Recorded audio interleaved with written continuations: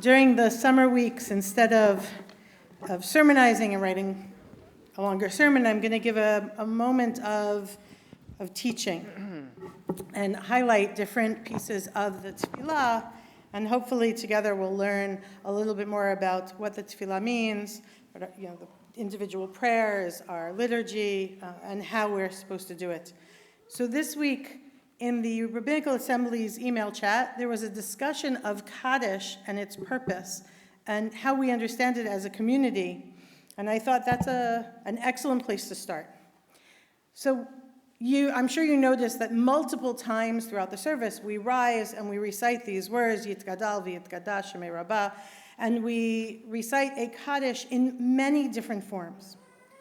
And that's because the Kaddish itself developed as a personal prayer in the vernacular and then came to serve many different purposes. I think they can be summarized as community, as memory, and as liturgy. So there are multiple Kaddishes.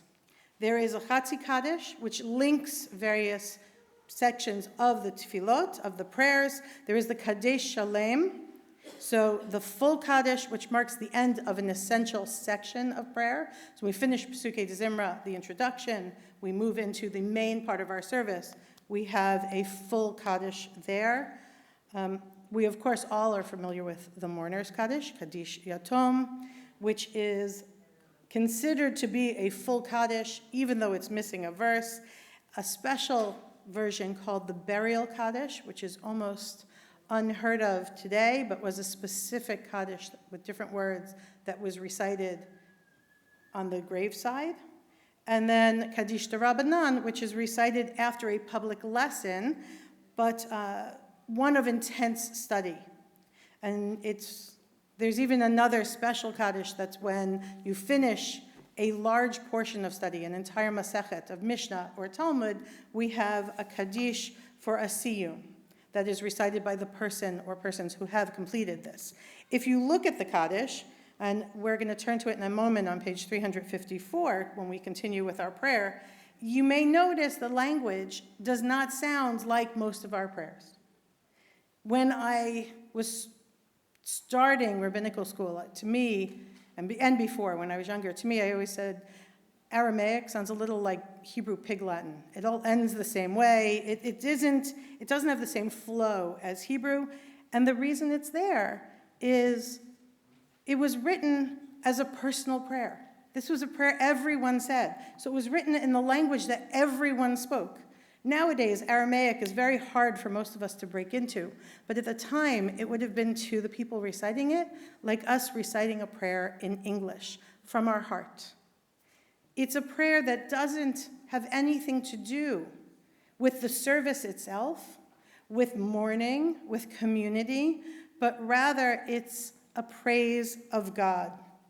It begins, as I said earlier, Yitzgadal v'Yitzgadash Shemei Rabbah, that glorious and sanctified is God's name.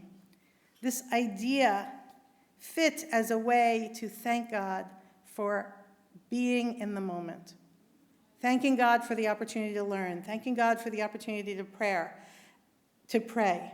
And because it was initially recited after learning that Kaddish de Rabbanan was the first Kaddish that was written, at times people would then rise when there was a death of a teacher, and they would recite it as, this is the final lesson that my teacher has to teach me. This gets expanded to parents and other family members because, of course, who are our first teachers and who are our most profound teachers, if not our parents and our immediate family? But if you can imagine the time before the printing press, before we had these sidurim, and people didn't really know the prayers, we had a chazan or a shaliach tzibor who would get up and lead a piece of the tefillah, of the prayer service. At the end of that, the person leading would recite a Kaddish to say thank you to God for the opportunity to lead the community in prayer, and the community would respond, Amen. And while it's hard today for some of us to imagine a different way of doing tefillot, our prayer service really began as small bits and pieces that different communities inserted in different places. And when you get to the time of the Crusades, people are looking for something that they can say when they don't know the words of the Hebrew tefillot, and Kaddish becomes that meaningful piece that they could say. There's a story of Rabbi Akiva in the Talmud, and he finds a man. Rabbi Akiva goes to many places outside our world. He finds a man whose soul is suffering in Gehenna, the place we go after we die. And he's sad, he's suffering because he failed to teach his child to pray. He failed to teach his child the mitzvot. And Rabbi Akiva comes out of Gehenna, he goes and he teaches this child just the phrase, Yehei Shmei Mevarach Leolam. And when the child recites this phrase, the man's soul is finally comforted. And so this piece of Talmud probably from the 5th century, then becomes connected to an idea that Kaddish has not only meaning for us, but meaning for the souls of the people we miss. But the Talmud goes on and says it's not actually what Rabbi Akiva taught his son, but the idea that this man was suffering because this is what his son was missing. So we each should figure out a mitzvah, something to learn, whether a verse or a mitzvah, taking it on in memory of our loved ones. Last week, we moved one of the Kaddishes.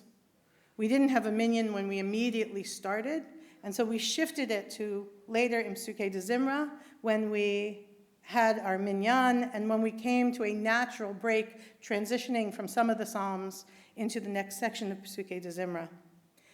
And we can do that because there was a time when every single person in the room, when all mourners would recite their own Kaddish.